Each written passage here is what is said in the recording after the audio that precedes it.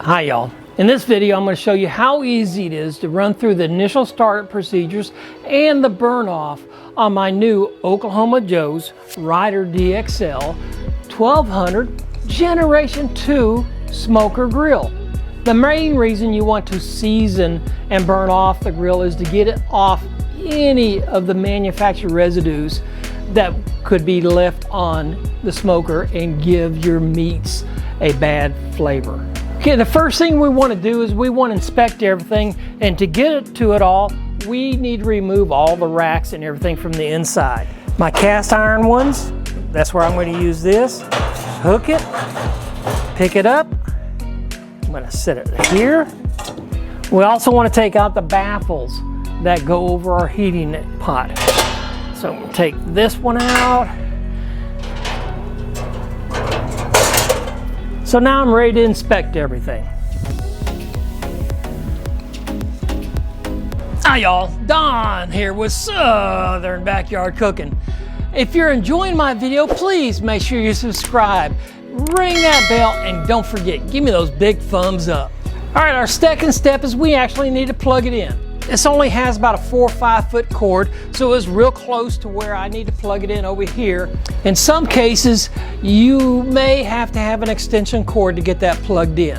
Okay, our next step is we want to make sure that our ash cup is on, which mine is, and we want to make sure that the auger is clear, it's not jammed up, which it looks fine. So for our next step, we're going to turn it on. I'm going to hit the power button, and I'm going to turn it to low and push it. This turns on my fan, my auger, and basically I can hear the fan running, so I know that's going. It's in preheat, so I want to wait and I want to be able to see that my auger is actually turning. All right, as you notice right here, my auger indicator is on. That means it should be turning, so when I go down and look inside, I want to make sure that it is turning. And it is very slow, but it is turning, so that is good. Okay, the next thing I want to make sure is my igniter rod is turning red, and you can see it's starting to turn red. That means it will ignite the pellets as I go through. So the next thing we're going to do is, because we don't have any pellets or anything, I want to assemble it, but I need to go into the shutdown mode, and it goes through this cycle to actually turn it off and where I can restart it. All right, y'all, our first step in seasoning is we want to lightly coat all of the interior with a coat of oil, so whether it's canola oil or vegetable oil, whatever kind of oil you like. And the one thing we don't need to do is we don't need to do the stainless steel parts in here, but we want to coat everything, including the backside. So I've got some fryer oil here, which is a vegetable type oil, and you can see I'm just coating everything with a real thin light coat of oil, and I'm going to do all the inside like this. Okay, now I've got everything coated with oil. I'm going to put all my racks back inside. So I'm going to start with my cast iron ones. Now, one thing that I didn't do on the cast iron, I didn't season those because they're pre-seasoned. So there's not a necessity to season them.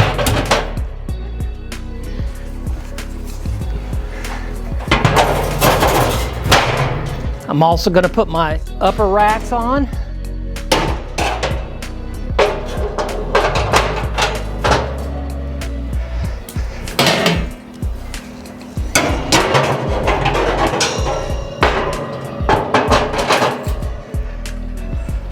So now I have all the racks in. Our next step is we're going to add pellets. Got some here in my Oklahoma Joe bucket. Now this traditionally is going to sit down here, especially when I get ready to dump the pellets. But at this point in time, because I'm about ready to crank it up, this being plastic, I don't want it up underneath there while I've got this heating up and getting hot. The hopper would generally hold about 20 pounds. This type, in this particular model, fill it up, because when we finish, we're going to dump them. So I'm going to close Now I'm going to put the power button on. I'm going to turn it to low, push the button, and it's going to start heating. It's going to go through a preheat stage. That preheat stage basically is going to push the pellets through the auger into the ignition chamber, and then we're going to start heating up. We'll also get smoke at that time. Okay, as you can see right now we're at 100 degrees. We have the indicator for the fan on. The auger's not turning yet. So we're just going to wait until it goes through the preheat cycle. Generally it's going to be 10 to 15 minutes. Okay, now you can see the auger indicator is on. That means it's starting to feed the pellets into the ignition chamber. We're still at 105, but going through the preheat, you can see we're starting to get some smoke. That means that we're getting a good burn. As you can see, we're out of the preheat stage. It's low. I'm still only at 114 degrees. My flame temperature, as it is increasing, is 159, 162, and it keeps on going up. That's my lower temperature. We have two probes in here. That's going to be my lower probe. My probe up here is the one that's on the side. Let me show you where that is. That is right over there. That gives us an indication of what our temperature at cooking zone is. So it's going to keep going up. What we're going to do is we're going to run this anywhere from a half an hour to an hour. I will probably let it go for an hour. All right, we've been going now for about 45 minutes, so I'm going to turn it to shutdown. All I do is put shutdown and hold the button. Now what it's going to say is drain hopper. So I'm going to get my bucket here, put it in. I'm going to open this up so I can see, but I'm going to grab my quick release and hold it open. Let all the pellets drain out.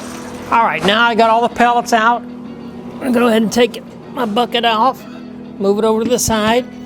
Now what it's going to do is actually going to move all those pellets over and burn through all of them. So I don't have any pellets left in my smoker at all.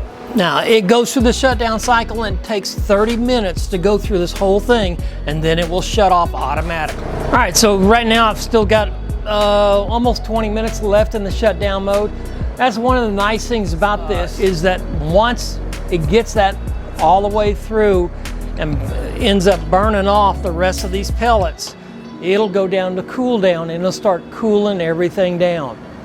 So once it gets all cooled down, it automatically shuts off, and then we're finished. The one other thing that would be a real good idea is to empty our ash pot. Don't do it right now, it's hot.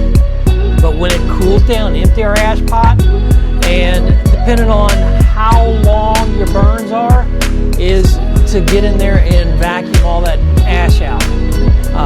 I'm a real strong believer in vacuuming the whole inside out to get all that ash out from everywhere. But keep it clean. That's the best thing to do. I hope you like this video. My next video, I'm going to actually be comparing the Oklahoma Joes against my Z grills. I'm going to put a Boston butt to make pulled pork into each one of them and see how they come out.